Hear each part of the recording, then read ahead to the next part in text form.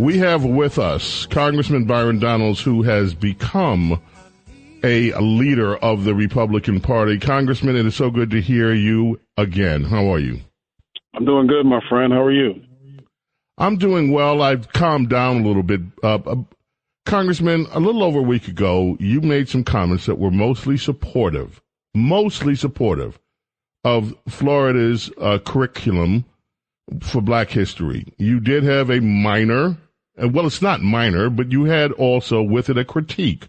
And this is where Kamala Harris led saying, and she tried to frame the whole curriculum as being, as she tried to frame it as being in favor of saying that slavery was somehow beneficial to Black people, that that's what was being taught. Now, there's a line in there that was disturbing, and you pointed that out.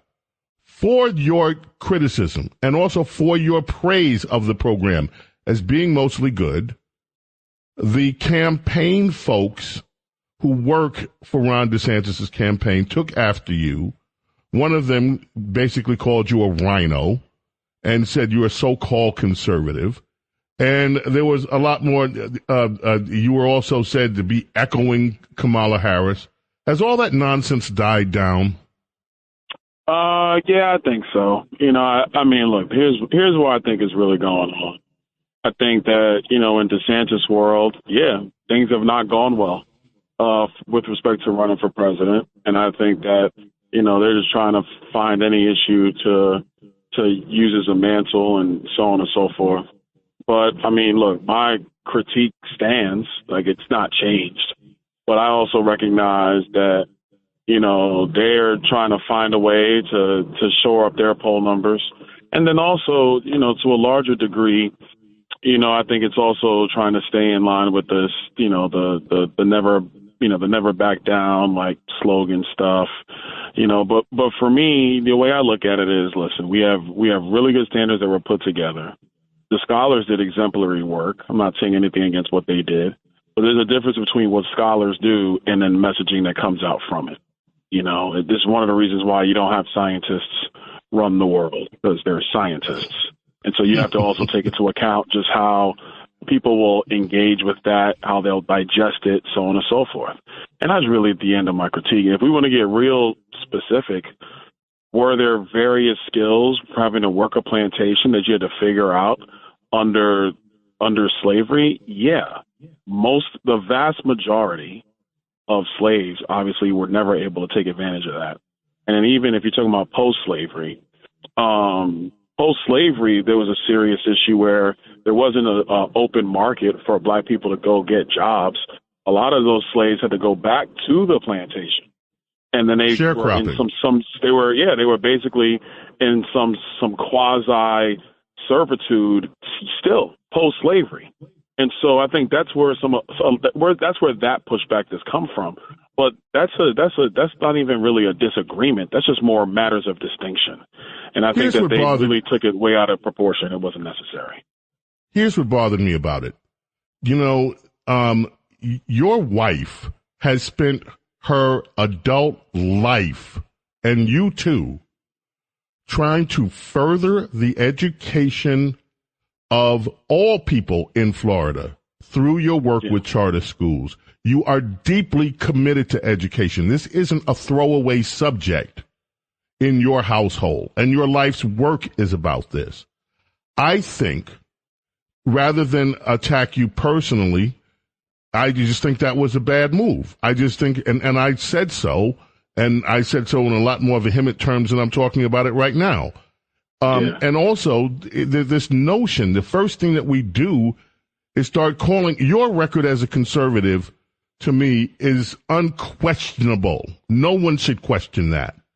And to take it to that level, to the personal insults, trying to disparage you personally, to me, was over the top and should not happen. And I'm going to say up front, you stood with Ron DeSantis when he was elected governor.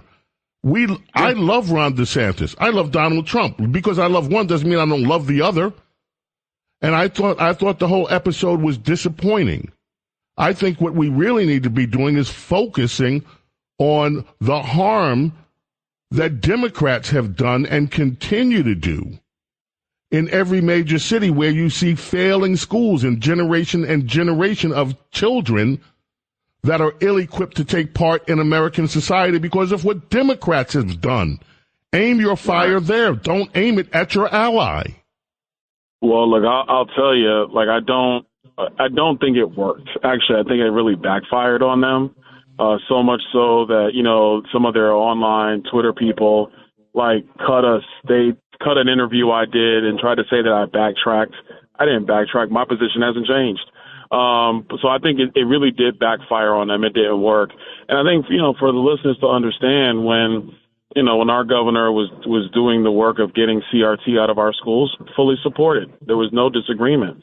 When the left went after him, saying that we weren't going to allow the AP course on African American studies to exist, I totally agreed with them, because they had a lot of different parts in the fourth module that were around critical race theory, Marxist ideology, things of that nature were in that curriculum, and they shouldn't allowed it. So I completely agree with them there. So, I mean, really, I think what happened here is their poll numbers aren't looking good. They try to find a way to shore them up. I mean, I'm quite sure some people in DeSantis' world aren't happy that I'm supporting President Trump, but, you know, it is what it is. I think that it backfired on them, and, you know, we move on to the next thing. Talk about the Trump indictments. What reaction do you have for seeing Donald Trump indicted yet again, in court yet again, and we still have got this Georgia thing hanging out there that could drop at any moment? Well, I mean, this is a family show, Bo, so I can't really share my full thoughts. But, you know, I'm just going to tell you, man, this right here, this is a travesty in our country. Our country was never really designed to use our apparatus of government to go after political rivals. It was never designed for that. You know, even let's go back to 2016, the 2016 campaign, and we all know that the line, you know, the crowd would chant, lock her up, and Trump would say, yeah, they got to lock her up and stuff like that. The crowd would take it, they would run with it. But Donald Trump never turned the Department of Justice in a vendetta to go after Hillary Clinton. Even when Hillary Clinton used the intelligence apparatus to launder phony intelligence to go after Donald Trump, he never turned the Department of Justice to go after her. He didn't do it. And so to watch Joe Biden do it, and for people who are saying, oh, this is Jack Smith, he's a special prosecutor, so yeah, Joe Biden's absolved of this, he's not a part of it, that is a lie. They know what's going on. There's no way you can bring indictments like this against a former president without the attorney general knowing, because the attorney general has to approve the charges. It's like the attorney general has to approve it before they go out. So they know what's going on, and this is being done on purpose. And I totally believe that part of the purpose is to drain President Trump of campaign funds to make it harder to run for president. I mean, this stuff is diabolical, and it's disgusting and shouldn't be allowed to occur. One of the things that I expected to see is Republican Party elected officials in the House and in the Senate standing on those steps of the Capitol as a unified party saying, this, regardless of whatever you think about Donald Trump, our republic depends on having a justice system that is fair, and this is despicable. I've seen nothing. I've seen nothing like that. And I don't want to put you in the middle of that. I'm just saying I think it's disappointing to a lot of us that we don't see a stronger reaction from other representatives of ours, of the Republican Party in Washington, standing up and saying this is wrong. Let's talk about Hunter for a minute. Go ahead.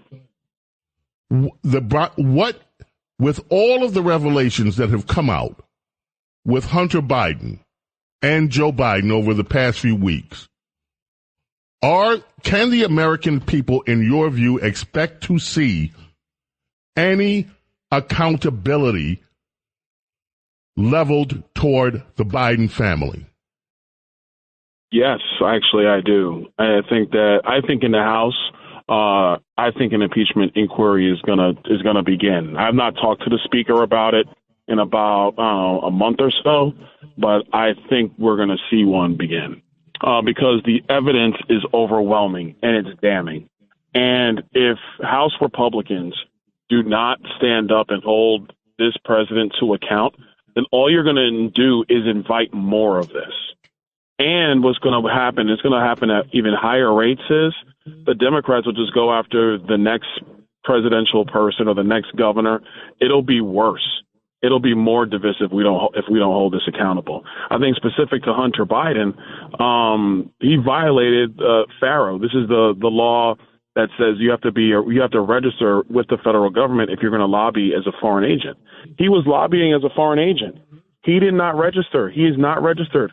They threw Paul Manafort in jail for that. And so I do believe that there is going to be accountability for Hunter Biden and for Joe Biden. I think an impeachment inquiry, I think those are going to start in the House. Excellent. Byron Donalds, you are a stand-up guy, and I am so grateful for your leadership in this country's House of Representatives. We'd love to have you back anytime you want to come back and keep us posted as to your movements, and thank you for spending time with us today. Absolutely. Anytime, my friend.